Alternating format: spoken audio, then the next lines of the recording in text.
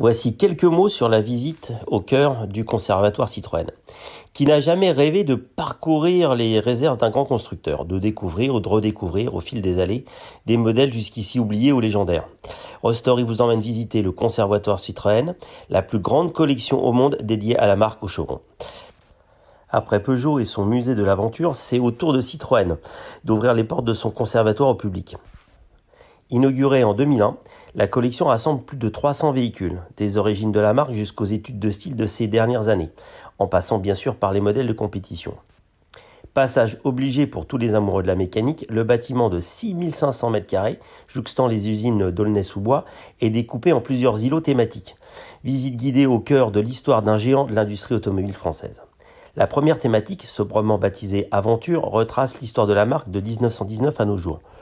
Plus d'une centaine de véhicules de série guident le visiteur chronologiquement, depuis la Type A Torpedo de 1919. Parmi ces dizaines de modèles, certains se démarquent par leur originalité, leur rareté ou leur histoire, à l'image des 3 prototypes de 2 chevaux.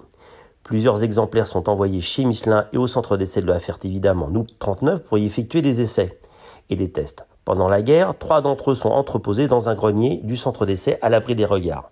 Grenier dans lequel ils resteront plusieurs décennies avant d'être redécouverts en 1994. La visite se poursuit avec la deuxième thématique, ô combien impressionnante.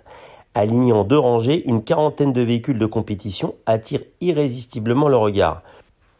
Le rallye et le raid tiennent une place à part dans l'histoire de Citroën.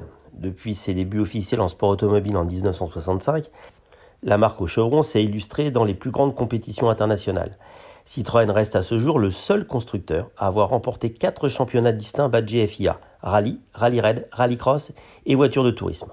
Entre 1993 et 1997, Citroën remporte à 5 reprises le titre constructeur du championnat du monde des rallye raid, notamment avec les redoutables Helix. À partir de 2001, Citroën se tourne vers le WRC et devient simplement imbattable. Le tandem Sébastien Loeb, Daniel Elena permet à la marque de remporter 8 titres de constructeur et 9 titres pilotes. L'année 2014 marque un tournant pour Citroën, qui délaisse la terre pour se tourner vers l'asphalte. D'entrée de jeu, José María López décroche le titre pilote et constructeur en WTCC, avant de réitérer l'exploit les 2 années suivantes. Avant-dernière thématique du conservatoire, les voitures de chef d'État. La collection comprend 4 voitures de président de la République, la DS21 du général de Gaulle, la SM de Georges Pompidou, la DS5 de François Hollande, ainsi que la DS7 ayant servi pour l'investiture d'Emmanuel Macron. Enfin, et pour terminer, le clou sans doute de l'exposition. Plusieurs dizaines de concept-cars et d'autres prototypes sont présentés. Certains passent une retraite paisible après avoir foulé les plus grands salons internationaux, ainsi que d'autres qui se dévoilent pour la première fois au public.